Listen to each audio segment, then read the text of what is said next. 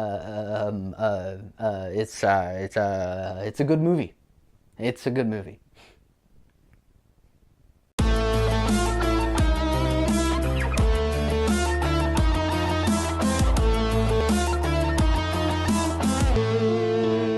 Hey everybody, welcome to Wright at the Movies. If you're looking for reviews on movies, you've come to the right place. Today I'm talking about Thor, Ragnarok. Alright, we gotta talk about Thor. Come here. Thor is a Marvel superhero who's based on Norse mythology, and he's one of the weirdest characters in the general superhero category that we have today, and I don't quite know why we're all just fine with him. Everyone just kind of accepts this weird neon electric space Viking, and I can't quite figure out why we keep adapting him and keep crushing down everything that makes that character special and weird and random and cool. I mean, Chris Hemsworth is great. The casting in the entire MCU is really, really great. He's great to watch as the character. The character still works, but the world surrounding him needed a lot of work, and I didn't think we'd ever see a movie quite up to snuff with what I thought Thor deserved. Until now, Thor Ragnarok is one of the craziest, weirdest, neon-colored punk rock movies I've ever seen. I lost my hammer, like yesterday, so that's still pretty fresh. It's really weird. I mean, it's directed by Taika Waititi, by the way, coolest name ever, and he directs a lot of really offbeat, weird comedies, like What We Do in the Shadows and Hunt for the Wilder People, and now he's making this. This guy seems to handle it so beautifully, and manages to make this movie not only fresh, not only cool, not only fun, but one of the best MCU movies I've ever seen. Avengers has quips, and Ant-Man is pretty self-aware, and Guardians of the Galaxy is really absurd, but Thor Ragnarok is the first straight-up 100% comedy. This movie's funny.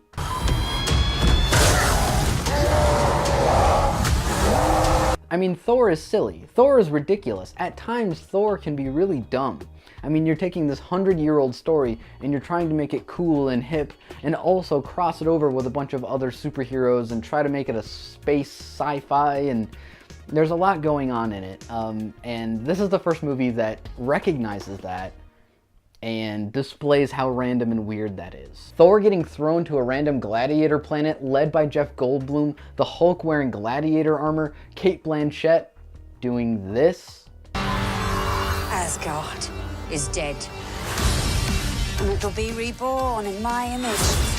I love this movie, and I hope Taika Waititi sticks around with the Thor franchise and sticks around with Marvel. Marvel has to keep encouraging these weird new directors to come up and direct these big movies. The editing is really fast-paced, it's got tons of energy, there's fun Marvel references, and there's still just a really weird, offbeat writing style to it that I can't quite describe. You and I had a fight recently. Did I win?